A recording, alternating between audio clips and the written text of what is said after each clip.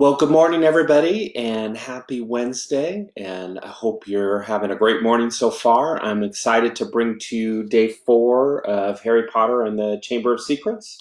And so hope you're enjoying the story. Trying hard to bear this all in mind, Harry took a pinch of Floo powder and walked to the edge of the fire. He took a deep breath, scattered the powder into the flames, and stepped forward. The fire felt like a warm breeze. He opened his mouth and immediately swallowed a lot of hot ash. Dagon Alley, he coughed. It felt as though he was being sucked down a giant drain. He seemed to be spinning very fast. The roaring in his ears was deafening. He tried to keep his eyes open, but the whirl of green flames made him feel sick. Something hard knocked his elbow, and he tucked it in tightly, still spinning and spinning. Now it felt as though cold hands were slapping his face. Squinting through his glasses, he saw a blurred stream of fireplaces and snatched glimpses of the rooms behind. His bacon sandwiches were churning inside him. He closed his eyes, again wishing it would stop, and then he fell face forward onto cold stone and felt the bridge of his glasses snap. Dizzy and bruised, covered in soot, he got gingerly to his feet, holding his broken glasses up to his eyes. He was quite alone, but where he was, he had no idea. All he could tell is that he was standing in the stone fireplace of what looked like a large, dimly lit wizard shop, but nothing in here was ever to be on Hogwarts school list. A glass case nearby held a withered hand on a cushion, a blood-stained pack of cards, and a staring glass eye. Evil-looking masks stared down from the walls. An assortment of human bones lay upon the counter, and rusty, spiked instruments hung from the ceiling. Even worse, the dark, narrow street Harry could see through the dusty shop window was definitely not Diagon Alley. The sooner he got out of here, the better. Nose was stinging where it had hit the hearth. Harry made his way swiftly and silently toward the door, but before he got halfway toward it, two people appeared on the other side of the glass, and one of them was the very last person Harry wanted to meet when he was lost, covered in soot, wearing broken glasses. Draco Malfoy. Harry looked quickly around and spotted a large black cabinet to his left. He shot inside it and pulled the doors closed, leaving a small crack to peer through. Seconds later, a bell clanged, and Malfoy stepped into the shop. The man who followed could only be Draco's father. He had the same pale, pointed face and identical cold gray eyes. Mr. Malfoy crossed the shop, looking lazily at the items on display, and rang a bell on the counter before turning to his son and saying, "Touch nothing, Draco." Malfoy, who had reached for the glass eye, said, "I thought you were going to buy me a present." "I said I would buy you a racing broom," said his father, drumming his fingers on the counter. "What's the good of that if I'm not on the house team?" said Malfoy, looking sulky and bad-tempered. "Harry Potter got a Nimbus 2000 last year. Special permission for Dumbledore so he could play for Gryffindor. It's not even that good. It's just because he's famous. Famous for having a stupid scar on his forehead." Malfoy bent down to examine a shelf full of skulls. "Everyone thinks he's so smart. Wonderful Potter with his scar and his broomstick." "You have told me this at least a dozen times already," said Mr. Malfoy with a quelling look at his son, "and I would remind you that it is not prudent to appear less than fond of Harry Potter, not when most of our kind regard him as the hero who made the Dark Lord disappear. Ah, Mr. Borgin." A stooping man had appeared behind the counter, smoothing his greasy black hair from his face. "Mr. Malfoy, what a pleasure to see you again," said Mr. Borgin in a voice oily as his hair. "Delighted, and young Master Malfoy too. Charmed. How may I be of assistance? I must show you just in today, and very reasonably priced." "I'm not buying today, Mr. Borgin, but selling," said Mr. Malfoy. "Selling?" The smile faded slowly from Mr. Borgin's face. "You have heard, of course, that the Ministry is conducting more raids," said Mr. Malfoy, taking a roll of parchment from his inside pocket and unraveling it for Mr. Borgin to read. "I have a few, items at home that might embarrass me if the Ministry were to call." Mr. Borgin fixed a pair of pince-nez to his nose and looked down the list. The ministry wouldn't presume to trouble you, sir, surely? Mr. Malfoy's lip curled. I have not been visited yet. The name Malfoy still commands a certain respect, yet the ministry grows ever more meddlesome. There are rumors about a new Muggle Protection Act. No doubt that flea-bitten, Muggle-loving fool Arthur Weasley is behind it. Harry felt a surge of anger. And as you see, certain of these poisons might make it appear. I understand, sir, of course, said Mr. Morgan. Let me see. Can I have that? Interrupted Draco, pointing at the withered hand on its cushion. Ah, the hand of glory, said Mr. Morgan, abandoning Mr. Malfoy's list and scurrying over to Draco. Insert a candle, and it gives light only to the holder.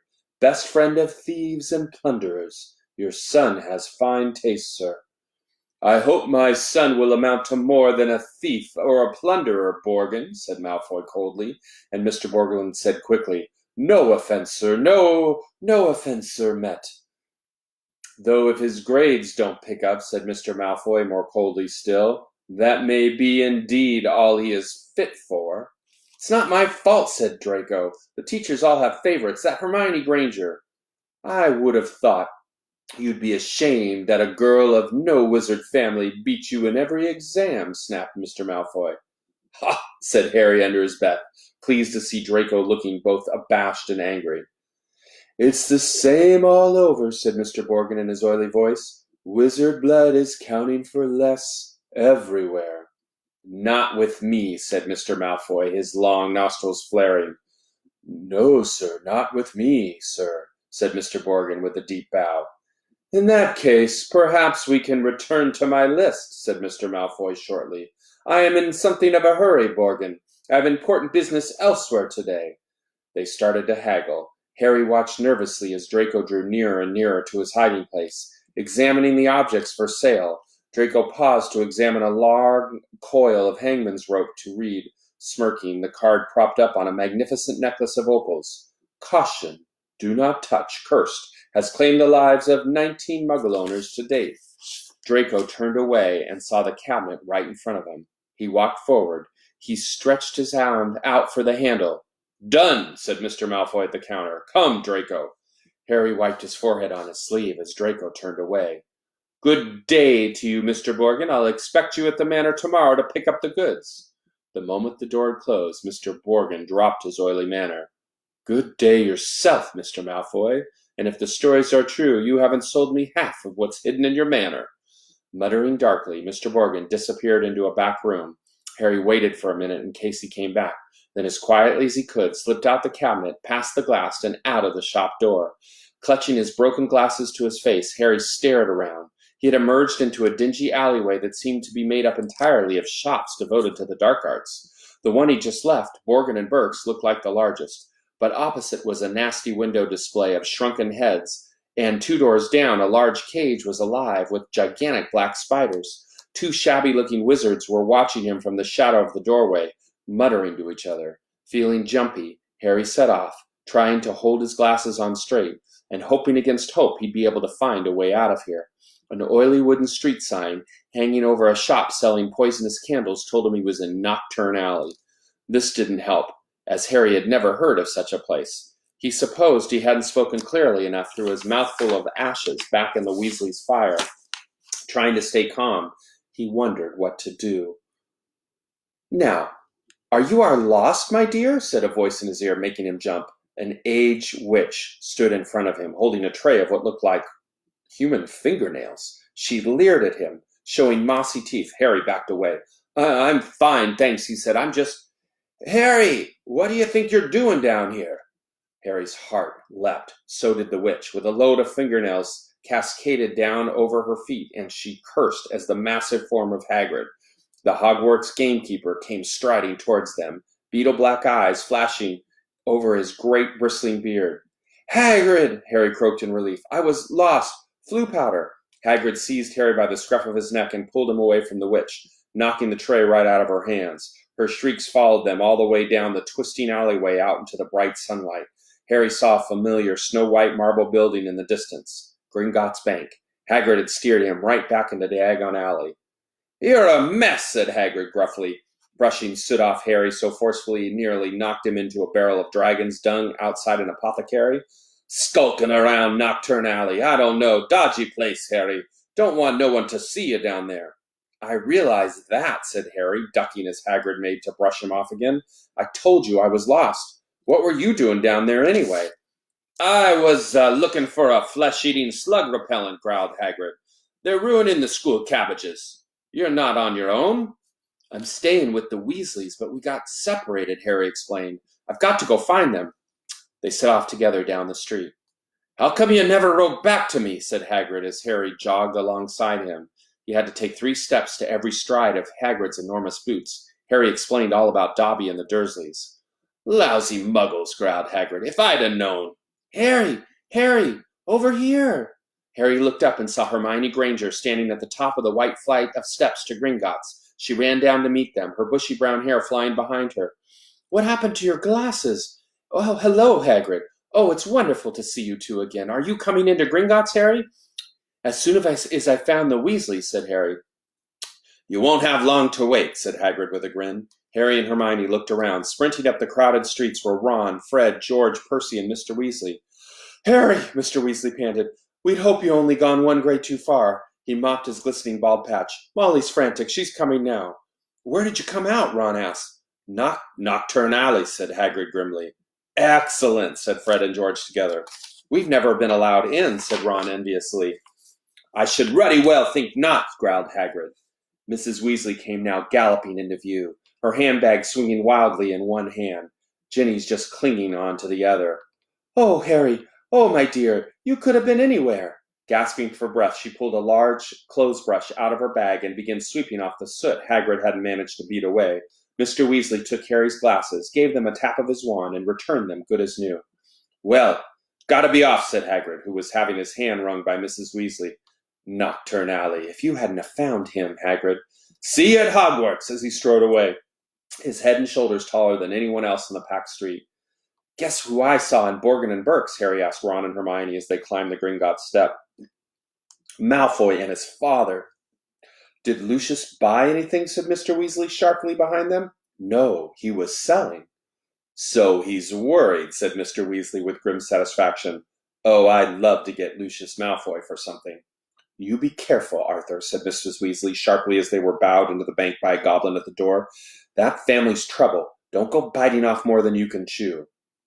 So you don't think I'm a match for Lucius Malfoy, said Mr. Weasley indignantly, but he was distracted almost at once by the sight of Hermione's parents, who were standing nervously at the counter that ran all along the great marble hall, waiting for Hermione to introduce them. But you're muggles, said Mr. Weasley delightedly. We must have a drink. What's that you've got there? Oh, you're changing muggle money. Molly, look! He pointed excitedly at the 10-pound notes in Mr. Granger's hand.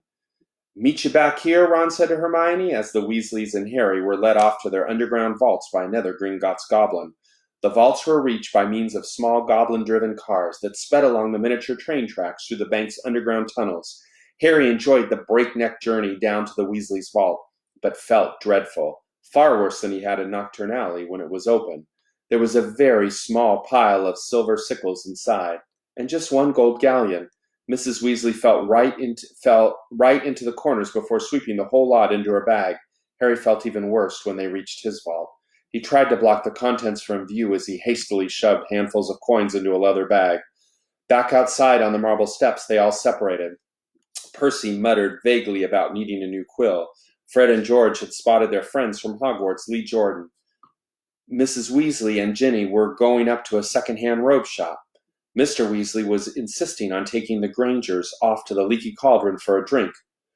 We'll all meet at Flourish and Bott's in an hour to buy your schoolbook, said Mrs. Weasley, setting off with Ginny. And not one step down Knockturn Alley, she shouted at the twins' retreating backs. Harry, Ron, and Hermione strolled off the winding, cobbled street. The bag of gold, silver, and bronze, jangling cheerfully in Harry's pocket, was clamoring to be spent. So he bought 3 large strawberry and peanut butter ice creams, which they slurped happily as they wandered up the alley, examining the fascinating shop windows. Ron gazed longingly at a full set of Chudley Cannon robes and the windows of quality Quidditch supplies until Hermione dragged them off to buy ink and parchment next door. In Gamble and Jake's Wizarding Joke Shop, they met Fred and George and Lee Jordan, who was stocking up on Dr. Filibuster's fabulous wet start, no heat fireworks. And in a tiny junk shop full of broken wands, lopsided brass scales, and old cloaks covered in potion stains, they found Percy, deeply immersed in a small and deeply boring book called Prefects Who Gain Power. A study of Hogwarts prefects and their later careers, Ron read aloud off the back cover. That sounds fascinating. Go away, Percy snapped. Of course, he's very ambitious, Percy. He's got it all planned out. He wants to be Minister of Magic, Ron told Harry and Hermione in an undertone as they left Percy. An hour later, they headed for Flourish and Bots. They were by no means the only ones making their way to the bookshop. As they approached it, they saw to their surprise a large crowd jostling outside the door trying to get in, the reason for this proclaimed by a large banner stretched across the upper windows. Gilderoy Lockhart will be signing copies of his autobiography, Magical Me, today, 12:30 to 4:30 p.m. We can actually meet him, Hermione squealed. I mean, he's written almost the whole book list. The crowd seemed to be made up of mostly witches around Mrs. Weasley's age. A harassed-looking wizard stood at the door, saying, Calmly, please, ladies. Don't push there. Mind the books now. Harry, Ron, and Hermione squeezed inside. A long line wound right to the back of the shop where Gilderoy Lockhart was signing his books. They each grabbed a copy of the Standard Book of Spells, Grade 2, and sneaked up to the line where the rest of the Weasleys were standing with Mr. and Mrs. Granger. Oh, there you are. Good, said Mrs. Weasley. She sounded breathless and kept patting her hair. We'll be able to see him in a minute. Gilderoy Lockhart came slowly into view. Seated at the table, surrounded by large pictures of his own face, all winking and flashing dazzlingly white teeth at the crowd, the real Lockhart was wearing robes of forget-me-not blue that exactly matched his eyes. His pointed wizard's hat was set at a jaunty angle on his wavy hair.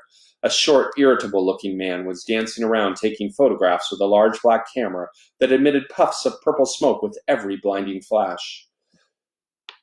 Out of the way there, he snarled at Ron, moving back to get a better shot. This is for the Daily Prophet. Big deal, said Ron, rubbing his foot where the photographer had stepped on it. Gilderoy Lockhart heard him. He looked up. He saw Ron, and then he saw Harry. He stared. Then he leapt to his feet and positively shouted, It can't be Harry Potter! The crowd parted, whispering excitedly. Lockhart dived forward, seized Harry's arm, and pulled him to the front. The crowd burst into applause. Harry's face burned as Lockhart shook his hand for the photographer, who was clicking away madly, wafting thick smoke over the Weasleys. Nice big smile, Harry, said Lockhart through his own gleaming teeth. Together, you and I are worth the front page. When he finally let go of Harry's hand, Harry could hardly feel his fingers. He tried to sidle back over to the Weasleys, but Lockhart threw his arm around his shoulders and clamped him tightly to his side. Ladies and gentlemen, he said loudly, waiting for quiet. What an extraordinary moment this is. The perfect moment for me to make a little announcement I've been sitting on for some time. When young Harry here stepped into Flourish and Blots today, he only wanted to buy my autobiography, which I shall be happy to present to him now, free of charge. The crowd applauded again. He had no idea, Lockhart continued, giving Harry a little shake that made his glasses slip to the end of his nose, that he would shortly be getting much, much more than my book, Magical Me.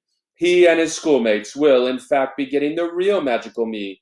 Yes, ladies and gentlemen, I have great pleasure and pride in announcing that this September I will be taking up the post of Defense Against the Dark Arts teacher at Hogwarts School of Witchcraft and Wizardry. The crowd cheered and clapped as Harry found himself being presented with the entire works of Gilderoy Lockhart, staggering slightly under their weight. He managed to make his way out of the limelight to the edge of the room, where Ginny was standing next to her new cauldron. You have these, Harry mumbled to her, tipping the books into the cauldron. I'll buy my own. Bet you love that, didn't you, Potter? Said a voice Harry had no trouble recognizing. He straightened up and found himself face to face with Draco Malfoy, who was wearing his usual sneer. Famous Harry Potter, said Malfoy. Can't even go into a bookstore without making the front page. Leave him alone. He didn't want all that, said Ginny. It was the first time she had spoken in front of Harry. She was glaring at Malfoy. Potter, you've got yourself a girlfriend, drawled Malfoy. Ginny went scarlet as Ron and Hermione fought their way over, both clutching stacks of Lockhart's books. Oh, it's you, said Ron, looking at Malfoy as if he were something unpleasant on the sole of his shoe. Bet you're surprised to see Harry here, huh? Not as surprised as I am to see you in a shop, Weasley, retorted Malfoy. I suppose your parents will go hungry for a month to pay for all these. Ron went red as Ginny. He dropped his books into the cauldron, too, and then started towards Malfoy, but Harry and Hermione grabbed the back of his jacket. Ron, said Mr. Weasley, struggling over with Fred and George, what are you doing? It's too crowded in here. Let's go outside. Well, Arthur Weasley. It was Mr. Malfoy. He stood with his hand on Draco's shoulder, sneering in just the same way. Lucius, said Mr. Weasley, nodding coldly. Busy time at the Ministry, I hear, said Mr. Malfoy. All those raids. I hope they're paying you overtime. He reached into Ginny's cauldron and extracted from amid the glossy Lockhart books a very old, very battered copy of A Beginner's Guide to Transfiguration. Obviously not, said Mr. Malfoy. Dear me, what's the use of being a disgrace in the name of wizard if they don't even pay you well for it? Mr. Weasley flushed darker than either Ron or Ginny. We have a different idea of what disgraces the names of wizard, Malfoy, he said. Clearly, said Mr. Malfoy, his pale eyes straying to Mr. and Mrs. Granger, who were watching apprehensively. The company you keep, Weasley, and I thought your family could sink no lower. There was a thud of metal as Ginny's cauldron went flying. Okay, we're going to stop there today. Hope you join me tomorrow at 9 in the morning for day 5 of the Chamber of Secrets, and I hope you're enjoying the book. Have a wonderful day.